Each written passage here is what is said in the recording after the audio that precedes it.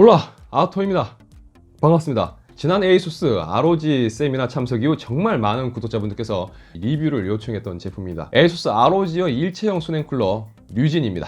그리고 리뷰 영상을 보여드리기 전에 한 가지 말씀드릴 게 있습니다. 얼마 전 테스트를 진행하면서 제가 라이브 방송을 통해 잠시나마 보여드렸었는데요, 너무 기대했던 것과는 다른 결과를 보여줘서 솔직히 좀 실망을 했었습니다. 그리고 리뷰를 포기할까도 생각했었죠. 아무래도 테스트하면서 확인했던 모습이 너무 제가 생각했던 것과는 달라서 재차 확인을 좀 하고 제품을 재검증하는 개념으로 제가 테스트를 따로 또 진행을 해봤습니다. 결론은 당시 라이브 때 제가 테스트를 잘못한 거였습니다. 이 부분에 대해서 솔직히 말씀드리고 리뷰를 보여드리는 게 맞는 것 같아서 먼저 말씀드리겠습니다. 당시 라이브 방송을 보셨던 분들께는 제가 혼란을 드려서 진심으로 죄송합니다.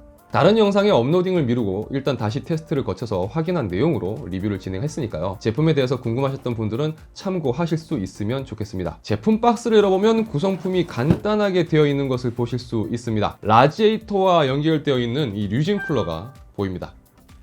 그리고 이 제품이 공개되었을 때 많은 관심을 끌었던 120mm의 녹투와 IPPC 펜 두 개가 함께 있습니다. 그리고 조립을 위한 몇 가지 부속품들도 보이네요. 일단 제품 조립을 먼저 진행해야 되겠죠. 기존에 장착되어 있던 쿨러를 제거하고 류진 쿨러를 설치해 보았습니다. 쿨러 교체 시 어려움을 느끼시는 경우가 간혹 있는데 여타 다른 수냉 쿨러와 비교해서 설치 방법은 비슷했습니다. 백플레이트를 설치하고 쿨러를 설치하기 위한 지지대를 조여서 고정을 해줍니다. 케이스마다 설치 방식이 다르겠지만 가장 좋은 효율을 얻을 수 있는 방식은 라지에이터에 직접 바람을 때려주는 방식이 좋습니다만, 저 같은 경우는 이 설치 환경상 라지에이터의 열기를 배기로 빼내주는 방식으로 설치했습니다. 설치 방식에 따라서는 이 냉각 효율이 차이 날 수 있으니까요, 이런 경우 설치 환경을 고려해서 최선의 방법을 선택해 주시는 게 좋을 것 같습니다. 쿨러 장착 시에는 겉 케이스를 제거하고 진행하셔야 됩니다. 내부에 나사를 조여야 하는데 케이스를 장착한 상태로는 할 수 없기 때문이죠. 케이스는 마그네틱 방식으로 착탈이 되기 때문에 편하게 뗐다 붙였다 하실 수 있습니다.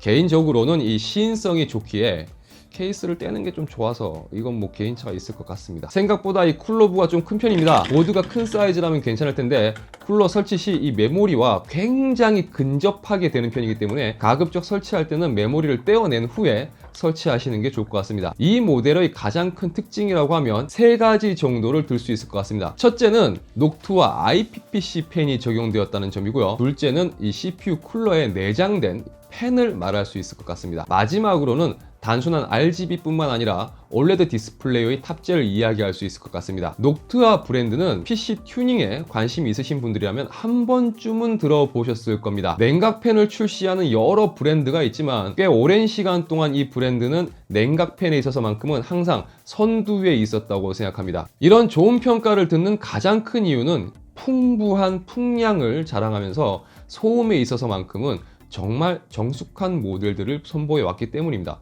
물론 가격도 그만큼 고가이긴 합니다만 대부분 써보고 후회하지 않는 제품을 보여주고 있습니다. CPU 쿨러에 내장된 이 펜은 이 제품이 주목받는 이유 중 하나입니다. 기존 일체형 순행 제품들의 경우는 CPU에 결합되는 이 블럭은 말 그대로 열 교환을 위한 쿨러 역할밖에 하지 못했습니다. 하지만 류진의 경우 쿨러 내부에는 60mm 펜이 장착되어 있습니다. 이 펜의 역할은 메인보드 CPU 소켓 부근에 위치한 전원부와 또는 M.2 슬롯 등으로 회전하며 바람을 불어내는 방식으로 냉각 효과를 얻을 수 있도록 되어 있습니다. 기존의 일체형 순행에는 없던 방식으로 이 제품이 주목받았던 이유 중 하나라고 볼 수 있을 것 같습니다. 최근에는 쿨러에 RGB 효과를 적용하는 건 쉽게 볼 수 있습니다. 제조사마다 이 메인보드 제조사들의 어떤 시그니처한 RGB 효과를 연동해서 보여줄 수 있도록 다양한 포맷들을 지원하고 있습니다. 류진의 경우 ASUS 아우라와 당연히 연동이 되고요. 별도 장착된 이 OLED 디스플레이를 통해서는 기본적으로 적용된 ASUS ROG 로고뿐만 아니라 사용자가 원하는 다양한 GIF 파일 또는 JPG 파일 등 문구도 넣을 수가 있습니다. 하지만 사용자마다 성향에 따라서 다르겠지만 라이브 대시 프로그램을 통해서 현재 CPU의 클럭 스피드라든지 전압 그리고 온도 등을 표시하는 기능도 지원하고 있습니다.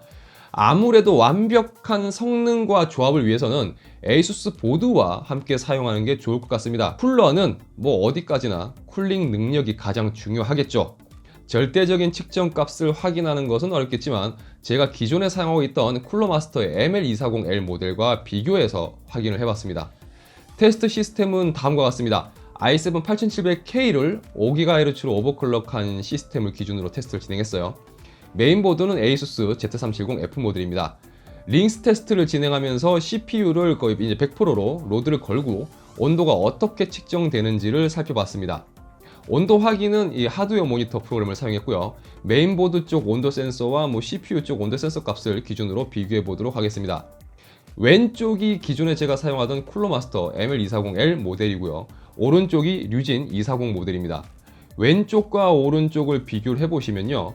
일단 류진 쪽이 기본적으로 쿨마보다 온도가 좀 낮게 잡히는 걸 보실 수 있습니다. 그리고 또 다른 차이가 있다면 메인보드 쪽 온도 센서에 잡히는 이 온도를 보실 수가 있는데요. 좀 더 낮은 온도를 보실 수 있습니다. 이 부분은 이 설치 환경이나 방식에 따라서 조금 더 큰 차이를 가질 수도 있을 것 같습니다. 케이스에 이 라지에이터 설치하는 게 조금 불편해서 라지에이터에서 받는 열을 배기로 빼는 방식으로 설치를 했는데, 원래대로라면 라지에이터에 바로 바람을 뿌려서 뒤로 빼주는 방식으로 설치를 했었어야 되는데 그러면 좀 더 좋은 성능을 보였을 것 같아요. 조만간 테스트 케이스를 따로 한번 준비를 해야 될 것 같습니다. 쿨러 소음에 대해서도 궁금해 하실 것 같아서 제가 촬영을 해봤어요. 아마 라이브 때 보셨던 분들은 많이 놀라실 거예요. 그만큼 라이브 때 제가 설치가 이게 좀 잘못된 거라서 어쨌든 죄송합니다.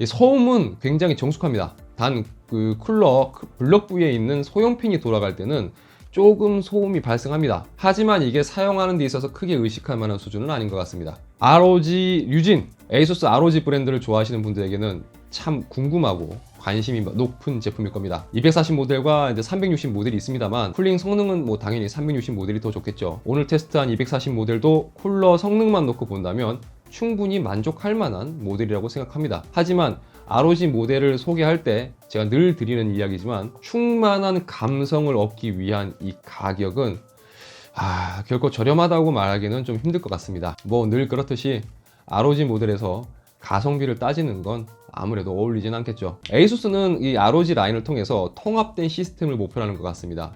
쉽게 말해서 깔맞춤이죠. 당연히 누구나 원하는 거지만 그만큼 출혈도 동반된다는 점. 여러분의 선택은 어떠실지 저 참 궁금하네요.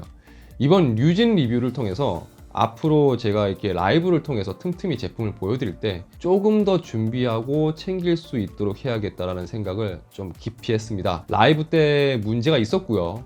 잘못된 내용이 전달된 것 같아서 모든 일정을 다 취소를 하고 정확한 제품 정보를 전해드리기 위해서 조금 더 신경을 써서 소개를 시켜드렸습니다. 앞으로도 여러분들이 필요하는 내용을 왜곡 없이 전달해드리기 위해서 노력하겠습니다. 이번 영상은 여기까지입니다.